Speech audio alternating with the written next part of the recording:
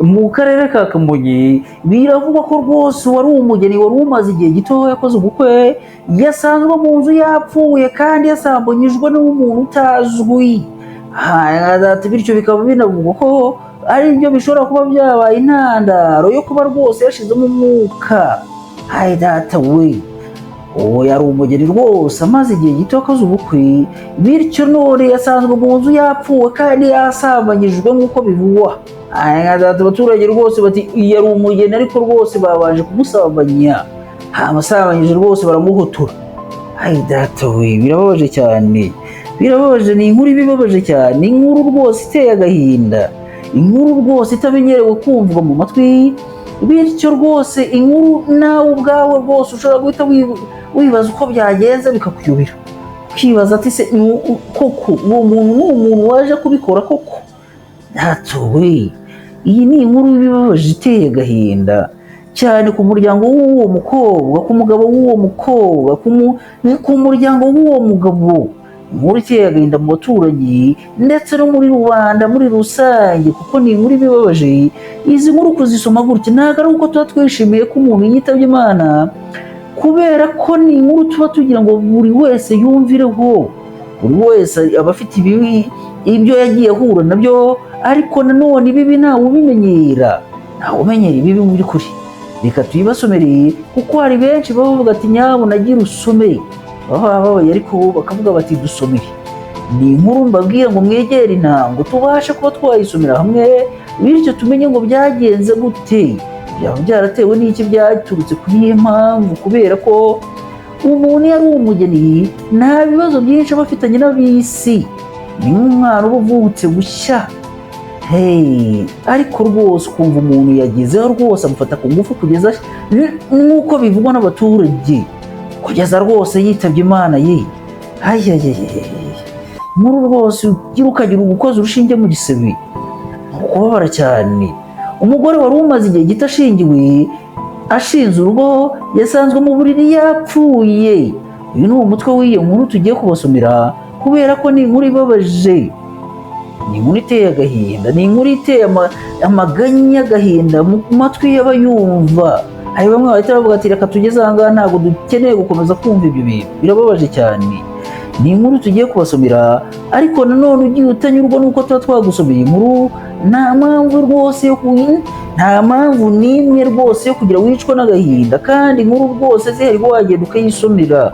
Reka tugusomere mu gihe waduteze amatwi no mu gihe rwose wabishimye. Inkuru itangira igira iti: muri Ruhango Dusabeyezu Serafine wari utuye mu mudugudu wa Gasharu, aho ni mu kagari ka Musenyi, umurenge wa Byimana, mu karere ka Ruhango, yasanzwe mu nzu ye yapfuye nyuma y'igihe gito ashinze urugo. Ni inkuru ibabaje cyane, murabyumva rwose ko yitwa Serafine Dusabeyezu.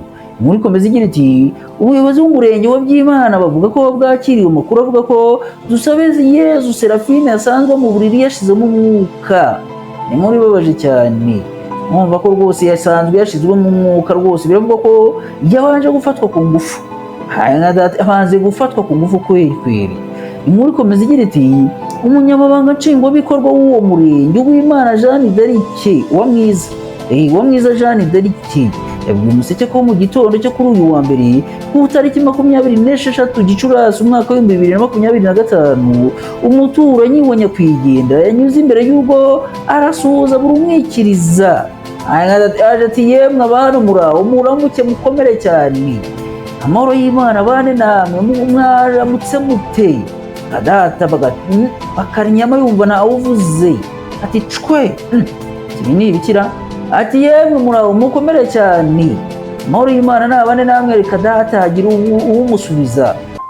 Data murabizi ko umuntu iyo amaze igihe gito akoze ubukwe, abana bafite inshuti nyinshi zigenda zimusuhuza, b'abaturanyi be bavuga bati mugeni waramutse, gira amahoro y'Imana, komera cyane.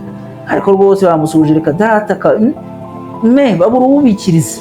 Inkuru ikomeza igira iti: avuga ko uwo n'uwo watambutse, ubwo wa muturanyi we, avuga ko uwo muturage yahise yinjira mu nzu, maze arungurutse mu cyumba rwose asanga Dusabeyezu yashizemo umwuka.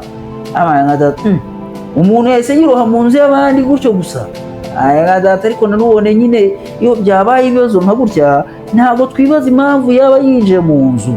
Gusa inzego z'umutekano n'iperereza nizibikora zizamenya impamvu yinjiye mu nzu, kubera ko biba bigoye ko umuntu yakwinjira mu nzu agahita anarunguruka, kubera ko ngo yumvishe abantu badasubije gusa ye.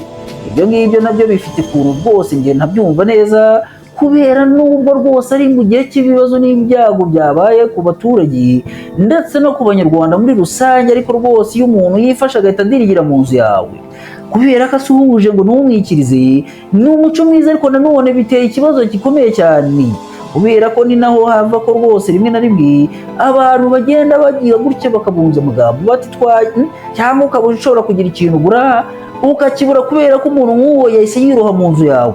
Si n'umugabo we ntiyanabanje no kubaza ati yemwe umugabo uraho, cyangwa wahamagara umugabo, cyangwa se anahamagara kuri telefone abaza ati bimeze bite ko tubona iwanyu hafunguye ariko mukaba mutikiriza ye. We yahise yiroha mu nzu ugahita anarunguka mu cyumba. Baze kweri ibi bintu biba bikomeye, biba ari ikibazo giteye ikindi nuko rwose byaze mu bihe by'akaga, mu bihe by'ibibazo no mu mubabaro. Ariko nanone namwe baturage ibi bintu mwumve mwese murabyumva muti, niba ari njye ubyumva nabi rwose ntabwo ari ngombwa ngo duhuze imyumvire, uko mbyumvise ni uko nguko ntabwo byari bikwiye ko umuntu akomanga rimwe kabiri akinjira mu nzu, nanone noneho bikagira akarenga mu ruganiro akaba yagera no mu cyumba ati kandebemo. Ari ugusanga umuntu yiyamburiye uko yavutse wasanga yambaye uko yavutse bikaba byakuviramo rwose kurwara amahumane. Iyo urungurutse umuntu rwose kurwara amahumane, ariko iyo ari umukuru kuba yakuruta. Ariko nanone hari n'igihe abantu baba rwose bibereye mu byabo rwose, warangiza ukaza ukabataho urugi nuko uko maze ngo hakagura ukwikiriza. Ibintu rwose nabyo mu bisesengura murebe, ntabwo nje guhamya ibyaha uyu wabikoze, ariko nanone si umuco ukwiye cyane ko rwose urwo rugo byumvikanye ko rwari rufitemo rwose nyir'urugo niba ukomanze ntagire ukwikiriza. Ushobora gukoresha telefone ubaza ati nyabura wenda wakumva isonera mu nzu ntagire uyifata, bityo ukaba watera intambwe ya mbere wenda winjira mu nzu uvuga ati nyabuna ko mbahamagara ntimufate telefoni. Ariko nanone ugomba kubanza ugahamagara wenda n'iyo umugabo atagufata ukaba urimo wakora rwose ibyo bindi, wenda yabikoze tubibare ko yabikoze da. Reka twikomereze inkuru ikomeza igira iti gitifu uwo mwiza rwose Jeanne d'Arc avuga ko umurambo wa nyakwigendera bawusanze mu buriri wonyine kubera ko umugabo we akora akazi k'izamu atari yaraye mu rugo. Ntabwo muri iryo joro rwose umugabo yaharaye, urumvikana ko uwamufashe ku ngufu niwo wamwishe nk'uko abaturage babivuga. Muri bibabaje cyane kuyivuga gutya rwose ntabwo ari ukwishima hejuru y'abagize ibyago cyangwa se kubabyina ku mubyimba. Inkuru ibabaje ariko nanone tuba tugomba gukuramo isomo tukagira uburyo twitwararika n'ubwo urupfu ntawe uruteganya, ariko nanone hajya hagirwa amakenga, nanone habeho kugira amakenga. Birakomeye cyane. Inkuru ikomeza igira iti kandi uwo ni Jeanne d'Arc komeza avuga ko nta bimenyetso byo ku mubiri babonye bigaragaza ko yabanje gukomeretswa. Gusa uwo mwijana Jeanne d'Arc avuga ko nta n'umuturanyi wa nyakwigendera afitanye nawe amakimbirane, yari imiseke igoroye, yari umuturanyi mwiza nicyo bishatse kuvuga. Uyu rwose Serafine uwo Yezu rwose dusabe Yezu yari umuturanyi mwiza, none rwose Imana igize gutya ati nta kundi byagenda, dore ko ibintu byose bavuga ko ari Imana ibigena, bityo nanone ubwo niko yari yabigennye. Inkuru ikomeza igira iti kandi kuko yari aherutse gukora ubukwe basezeranye umugabo we mu kwezi kwa Mutarama mu mwaka w'2025, bityo rwose nta bibazo yari afite, yari ameze nk'umwana ukivuka cyane utari ufite amakimbirane n'ibibazo n'uwo ari we wese kuri iyi si. Data uko bibabaje cyane, inkuru ko iteye agahinda uwayerekera aha ngaha. Ariko ari abanyarwanda bavuga ati komeza udusomere twebwe rwose natwe bigira aho bituvana n'aho bitwerekeza, nubwo biba biteye agahinda tuba turi ngombwa kumenya icyabiteye. Ngarukiye aho ngaho rwose ntabwo twamenya uko inkuru yarangiye, bityo nta n'amakuru twaba dufite yuzuye, bityo komeza usome. Nanjye ni uko muba mubihise muri ko mugomba kubigenza, kubera ko muri mu bayobozi bagomba kugena icyo ngomba gukora. Mwe mumbwira ati soma nyabuna cyangwa bireke. Inkuru ikomeza igira iti yakomeje agira ati kandi muri raporo uwo ni Jeanne d'Arc uwo mwiza Jeanne d'Arc akomeje agira ati muri raporo dufite y'ingo zifitanye amakimbirane urugo rwa nyakwigendera ntabwo rwarimo, ntabwo rwari rurimo rwose, reka data. Akomeza agira ati kandi bamwe mu baturage bavuga ko bumvise amakuru y'uko nyakwigendera ashobora kuba yabanje gusambanwa mbere y'ukwicwa. Ari mushyashya rwose mu rugo, hari aba batifuza neza bavuga bati tugende tujye kureba umugeni, kumbi ni abagizi ba nabi we. Turabizi bamwe hari igihe baza rwose baje kubeshya nyakwigendera cyangwa se n'umugeni mu rugo, kenshi turabizi bibaho ko hari bamwe bivugishwa turi inshuti z'umugabo, akaza baje kwirebeshwa umugeni bavuga ati reka tujye kureba, arangiza yababona yabikanga ati muri bande murajyayo mukavuye, abeshya ati turi inshuti y'umugabo wawe twe tuje kureba ko ahari. Bombi bari baje kureba rwose umugeni batangira kumukebuka. Turabizi ye, hari abagabo batajya bagenzwa na kamwe, baba bari ahantu rwose bahoze barekereje bareba abageni b'abandi babitegereza, uburyo rwose binjira mu rugo rw'abageni iyo umugabo yaba atarimo bakajya barunguruka umugeni, bareba rwose bitegereza mu ntege bazamura cyane kuri ba bageni baba bakiri bashasha mu ngo, kubera ko uba usanga kenshi basigaye mu mago bonyine, basanga rwose barakora uturimo two mu rugo, ariko hari abandi bagabo cyangwa abasore baje kurekerezwa, arabunguruka bareba bitegereza bavuga ati uriya mugeni aracyari mushyashya, wabona akiri n'isugi, ati wabona umugabo ataranagira icyo agira bakaza gusahuranwa mu nduru ye. Ibi kubivuga ntabwo ari ugushinyagurira umuryango, kuko ni ibintu biba bisanzwe n'ubundi bigiye gutya bikagira gutya bikaza bikaba. Ibi rwose turabizi ko hari abantu. None reka dukomeze inkuru nubwo ibabaje, twumve mu by'ukuri ibi bintu reka dukomeze inkuru ikomeza igira iti umunyamabanga nshingwabikorwa w'umurenge wa Byimana avuga ko ukuri ku byamubayeho birimo n'ibikekwa n'abaturage ko yabanje gufatwa ku ngufu bizagaragazwa n'iperereza RIB yatangiye. Ati ibyo abaturage bavuze ko yabanje gusambanwa rwose nabyo tuzabanza tubirebeho, bityo tumenye neza turebe ngo byatewe n'iki. Ibi rero niyo mpamvu natwe tuzomera inkuru tukababwira ko ari ibivugwa n'abaturage. Urumva ko rwose ingo yabanje gusambanwa kuko abaturage bari mu bahageze mbere b'ikiba. Urumva nk'uwo rwose winjiye mu nzu bwa mbere ashobora kuba yavuze ati ibi bintu rwose biragaragaza ko yabanje gusambanwa, gusa rwose ngo bizagaragazwa n'iperereza RIB rwose yari yatangiye gukora. Muri komeza igira iti kandi umurambo wa nyakwigendera wo yajyanywe mu buruhukiro bw'ibitaro bya Kabgayi, ariko RIB irateganya kuwujyana mu bitaro bya polisi ku Kacyiru kugira ngo ukorerwe isuzuma. Dusabeyezu Serafina nta mwana asize, birumvikana ko yari umugeni, birumvikana ko rwose nta kana asize, bityo umugabo akaba ahuye n'ikibazo gikomeye cyane, akaba ahuye n'agahinda gatereye akandi gahinda kageretse ku kandi gahinda.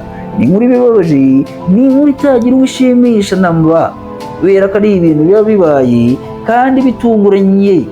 Akaba ari inkuru mbi cyane, aho bibanza kuvuga ati yabanje gufatwa ku ngufu, bityo rwose akaba ariho abantu benshi bahera bibabaza. Nanjye ni mu ahantu bakavuga ati yabanje no gutotezwa gufatwa ku ngufu ye. Ibi bintu biba bibabaje cyane. Niyo mpamvu rero inkuru nk'izi tuzibasubira kugira ngo abaturage b'abageni cyane cyane bajye bagira amakenga, bityo niba umugabo avuye mu rugo agiye gushakisha babashe kuba bagira batya basiga bugaye imiryango bayifunze, kubera ko abaza bose babesha ati tujye kwa mugeni bose ntabwo ari uko baba bifuza ibyiza, hari n'ababa bifuza ibintu bibi. Bityo nanone rero kikaba ari ikintu gikomeye cyane. Ibi tubibagezaho nanone tugira ngo mwumve amakuru yewe hirya no hino, tunabona kubasaba ko mwadusangiza namwe ayo mufite cyane ibiba biri kubera hirya no hino cyane aho muherereye. Musangiza amakuru, ukeneye kudusangiza amakuru wanyura muri comment ahatangirwa ubutumwa cyangwa se ukatwandikira kuri email yacu ni komayombi@gmail.com. Imbuga zose zacu ni Komayombi TV. Tunyuraho dukunde, wakora subscribe uyu munsi, ejo cyangwa ejo bundi nta kibazo, ukadusangiza amakuru kandi unyuze ku mbuga zacu nk'uko twazivuze. Bityo iduka nta rindi, iduka ni ITM City, iduka ricuruza ibikoresho bijyanye n'ibya networking, birimo amaswitch, amaraka, birimo amarouters, birimo amakamera agiye atandukanye. Bityo ukeneye ko bagukora installation bakaba babigufashamo, bityo bakaba babikostarira. Ukeneye ko bavugisha rero bavugisha kuri iyi nimero ni 0789 965 9475. Bityo none rwose mukabasha kuba mwavugana, mukabasha kuba mwagira ibyo muganiraho. turi kumwe rero, Imana ikomeze ibazigame, ibahe icyo kurya n'icyo kunywa, icyo kwambara nta kuba, baho umutekano, ibasangiza ibyiza byose, kubera ko burya Imana niyo igena ibintu byose biba byabaye. Turihanganisha umuryango wa nyakwigendera, ndetse by'umwihariko tunihanganisha umugabo we, kubera ko nanone asigaranye agahinda gateye kandi gahinda cyane, ko rwose iyo ushatse umugore waramuhisemo mukaba mukiri muri bwa buki, ukumva ngo yitabye Imana noneho ku nkuru mbi bivugwa ko yabanje gusambanwa, ibintu biba bitazakuva mu mutwe, n'igikomere uba uzasazana. Abagabo baba babanye agahinda, bityo ihangane umugabo w'uyu mudamu rwose Serafina, yihangane cyane. Umuryango, inshuti z'umuryango mwihangane cyane, abaturanyi, ababyeyi b'uyu muryango mwihangane cyane. Bityo bari inkuru ibabaje, kandi twihanganishe cyane abantu bose bumvishije iyi nkuru bakumva nanone nabo bacitse umugongo. Ibi ni ibintu biba bidashimishije uwo ari we wese, kuko ni ibintu bidakwiye kuba rwose byaba bikirangwa. Turi kumwe rero, reka ngeze aha ngaha, bitewe n'agahinda sinakomeza kuvuga cyane.